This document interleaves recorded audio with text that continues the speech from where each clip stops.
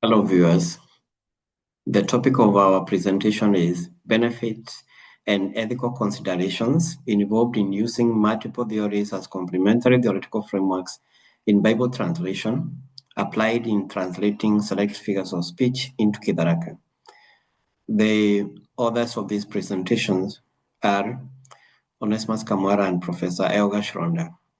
Onesmus Kamwara works with Pioneer Bible Translators and with Africa International University as a doctoral teaching fellow. Professor Yoga Shronda is a professor of linguistics at Africa International University. Welcome. The abstract. In this presentation, we discuss the ethical considerations that translators need to take into account while using multiple theoretical frameworks to guide translation.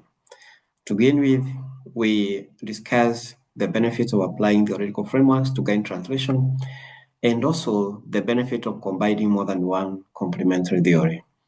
We use translation of figures of speech into Kidaraka for our demonstrations. Using theoretical frameworks in translation can help the translation teams to maintain faithfulness to the source text and also to maintain theological integrity. And the adherence to the theoretical guide can also ensure cultural relevance and the clarity of the translation. Linguistic theories will provide a basis for how meaning is conveyed in languages. On the other hand, cultural, anthropological, or even pragmatic communication frameworks will help translators to navigate across cultural differences.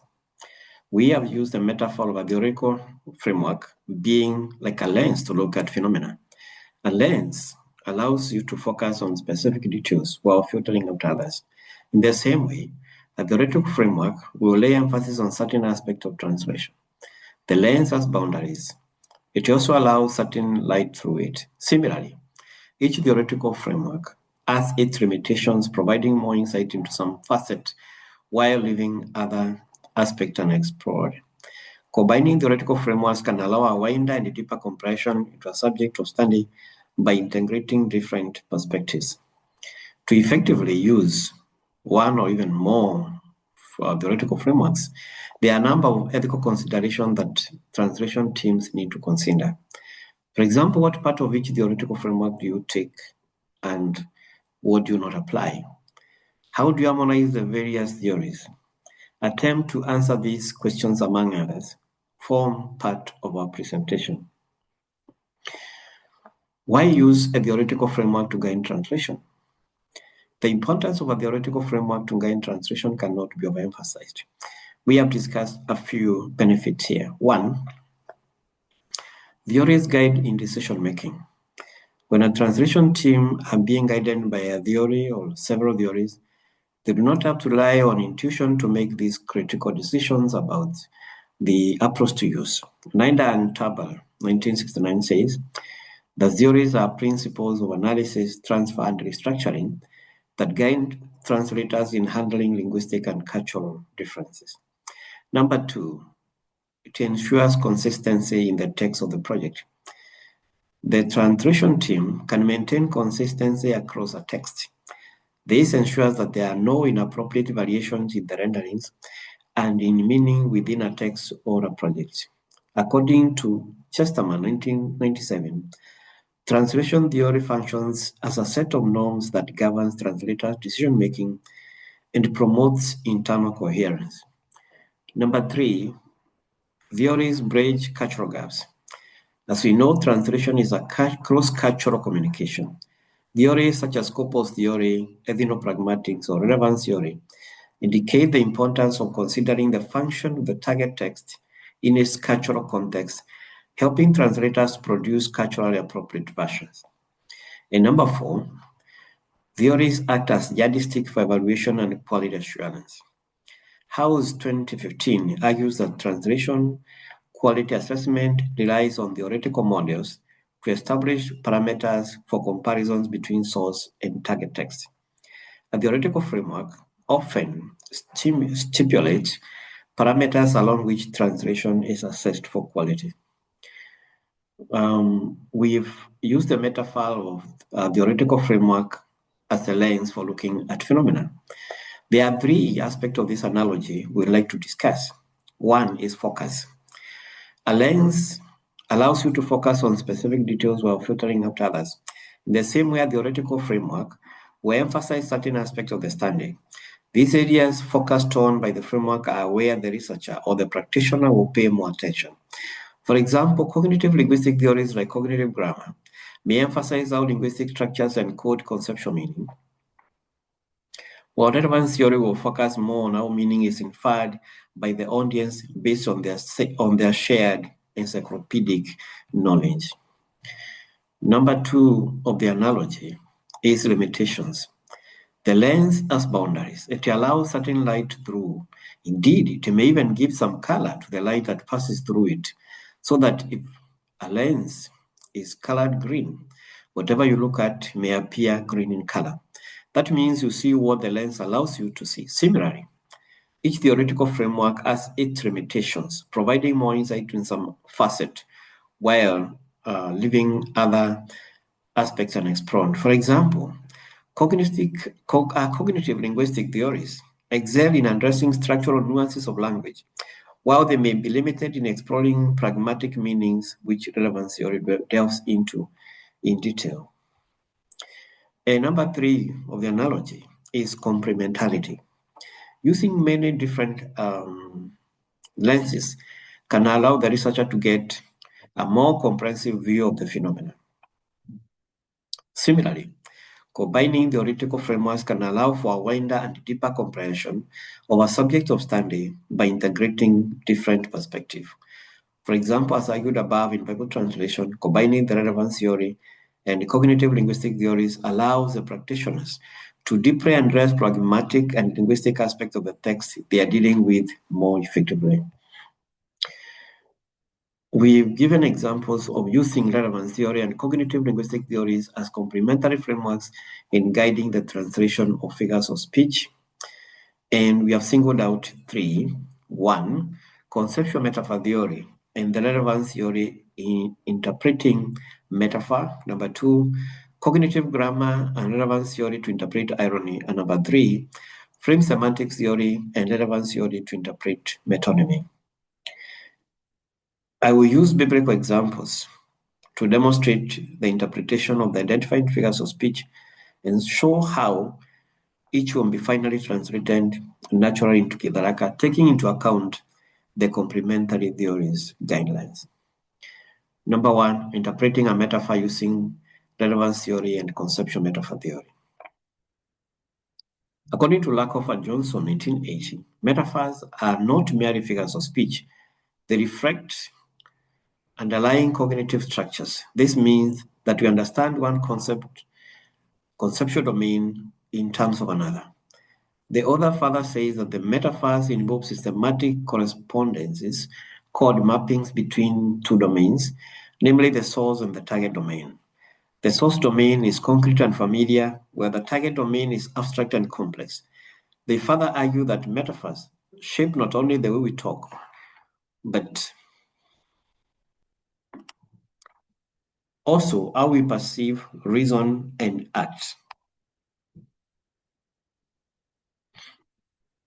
For example, the common adage, time is money, which is very common in Western culture, influences how Westerners value and manage time as opposed to their African counterparts, who tend to create time even for things that were not hitherto planned for. This apparent divergence in opinion is evident in many African sayings. For example, the Swahili, haraka haraka haina baraka, which can be rendered literally, hurry hurry has no blessings, meaning that doing things hurriedly may not end up well. That means there is argument in the favor of being slow but sure. Another example is the Raka saying, which goes, Nkinyampora ekunda kemba. The one that walks slowly drinks the water when it has settled. I may give some background to this saying. The context is where animals are being taken to drink, either in a seasonal river or a pool after it has rained and water has collected.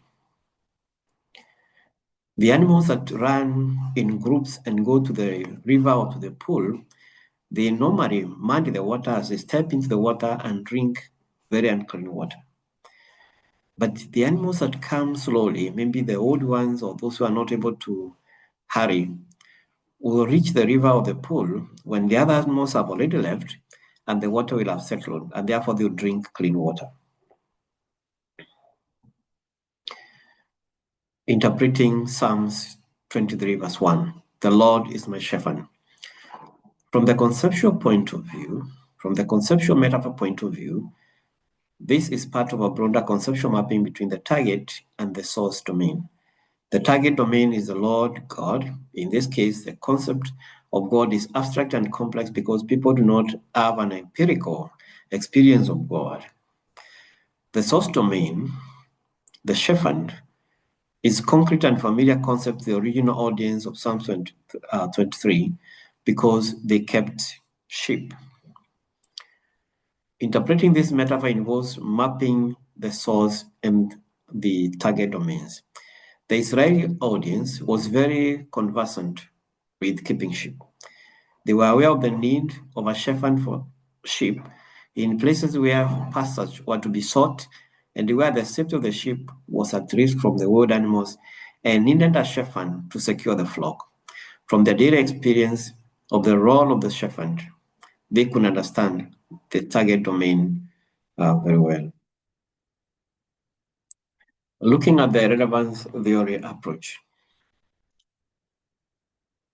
Relevance, relevance theory sees the metaphor as a communicative act that prompts the hearer to infer meaning based on context and relevance. It does not assume fixed conceptual mappings. The metaphor prompts the hearer to construct a context-specific and all concept of shepherd, one that includes care, guidance, vigilance, provision, protection, among others, depending on the listener's background and the communication context. When the listener hears the metaphor, they recall who a shepherd is and what they do. Then they ask themselves what the aspects of the shepherd are relevant in this particular context.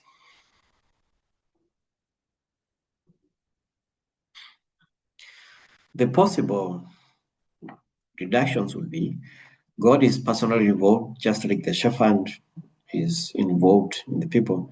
He offers constant protection. He guides believers in the right path.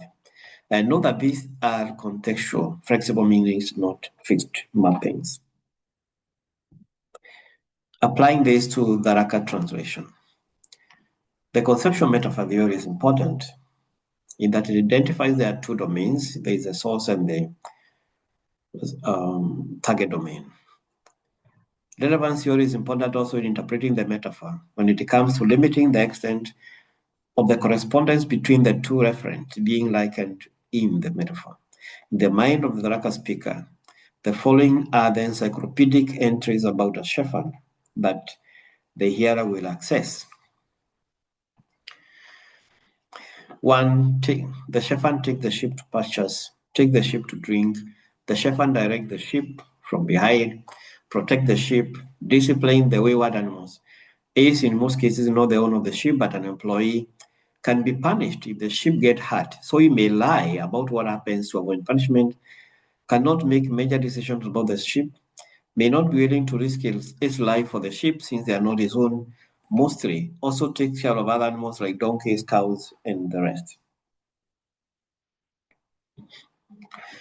In this case, the recommended rendering of Baraka 21 would be Mwadhani noe andithagia. The Lord is the one who shepherds me.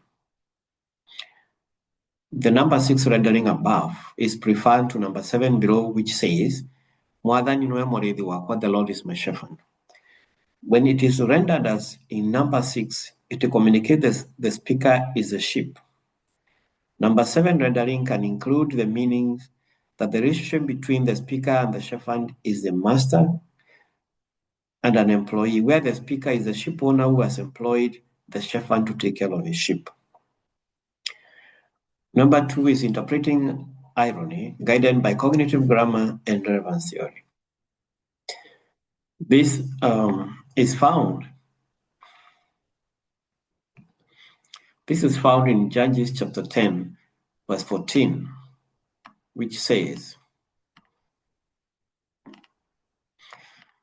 "Go and cry out to the gods whom you have chosen. Let them save you in the time of your distress." This is found in Judges chapter 10, verse 14.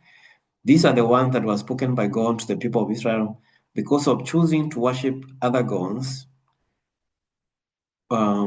Instead of worshiping the living God and delivering them from their slavery in the land of Egypt.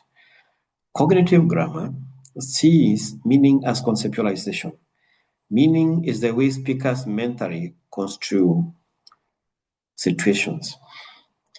Irony, going by this framework, involves a clash between the expressed linguistic meaning and the construed meaning. In contrast to falsehood, where there is a clash between what is said and what is the case in the real world, irony relies on the hearer recognizing that the speaker's conceptualization of the situation is incongruent with the reality, and that this incongruity is intentional. On the other hand, the relevance theory sees irony as a type of echoic utterance. In an ironic utterance, the speaker echoes the one's thought or expectations. Whatever the speaker echoes could be his own or someone else's, and at the same time dissociate himself from it. By dissociating oneself from the echo, the speaker is signaling to the hearer that what is saying is absurd and false. This is what constitutes an ironic utterance, according to relevance theory. When you combine the two together, we can say that the cognitive grammar terms, irony is viewed as a clash of conceptual construals, where the speaker, by painting an impossible construal of false gods being able to help, forces the hearer to recognize the condemning and reprimanding stance that the speaker really intended. On the other hand, in relevance theory terms, irony is taken as a coic dissociation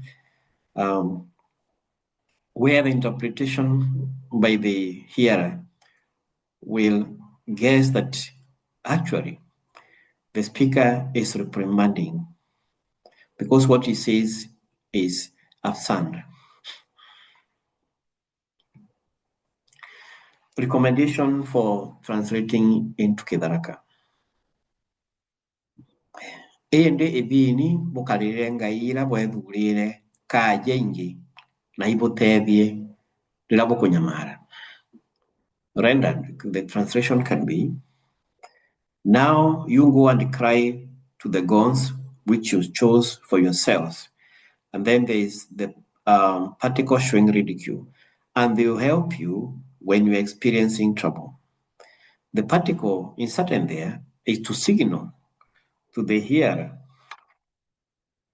that what the speaker says is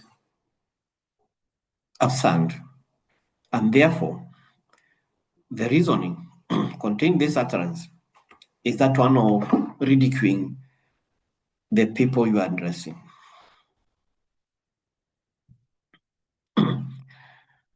Number 3, the example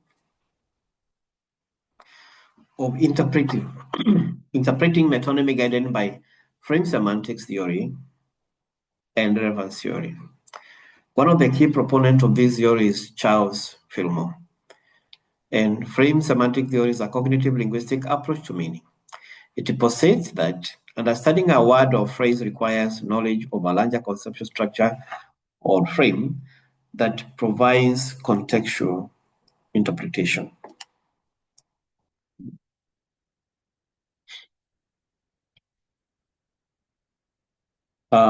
Thus, one of the key tenets of this theory is that meaning is frame dependent.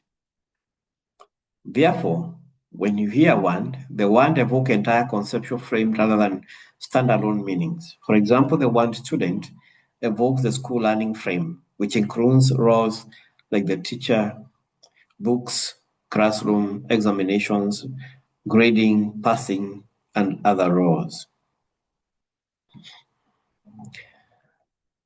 Further, Philman Baker argues that each frame specifies a number of roles which define the basic participant the situation described. Each frame has specific participant or components that are called frame elements. Understanding an utterance involves recognizing these roles even if they are not explicitly mentioned. Now, applying this to interpretation of the metonymy in Luke 16:29. But Abraham said, "They are Moses and prophet. Let them hear them." The following ones, Moses and prophet, evokes some frames, and these frames are the ones that help the speaker, the hearer, to understand the intended meaning. According to frame semantics, the metonymy works in that mentioning the key figures like Moses, in an example, evokes the entire semantic frame of the law giving, while the mention of Moses evokes another frame of God communicating to people through the prophet. On the other hand, relevance theory would treat metonymy like a metaphor, as a communicative act that prompts the hearer to derive relevant contextual imbricatures. Now, considering that Moses was long before the time Jesus' ministry on earth, the audience will reject the reference to Moses as a person. So the route to interpreting the metonymy will take Moses and prophet is not meant literally.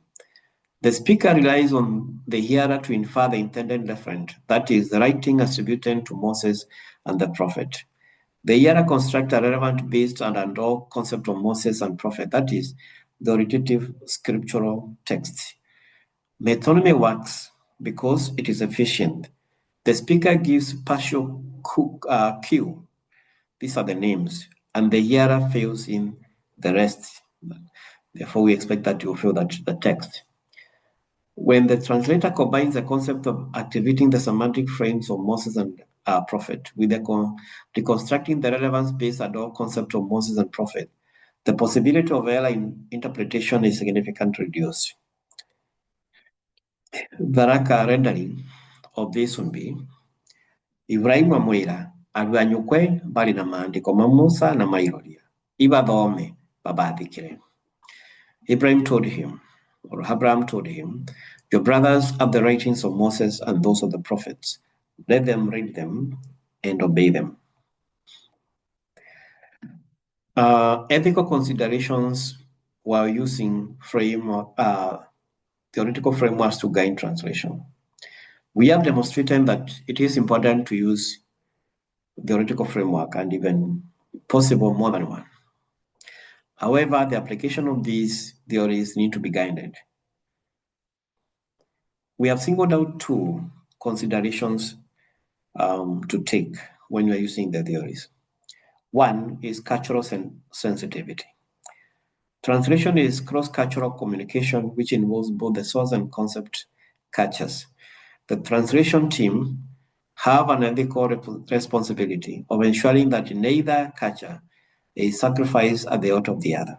Number two is faithfulness to the source text as you do the adaptation. The translators have the duty to honor the original meaning of the Bible, even as they consider adapting the text to the target audience. In conclusion, by using two theoretical frameworks like we have demonstrated in the examples above, Bible translators can achieve the synergy found in the sum of the two approaches. The strengths of the two theories will enhance each other, and the weakness of one may be mitigated by the other. This will ensure that the resulting translation is faithful to the original text, natural, clear, and acceptable to the target audience. Thank you.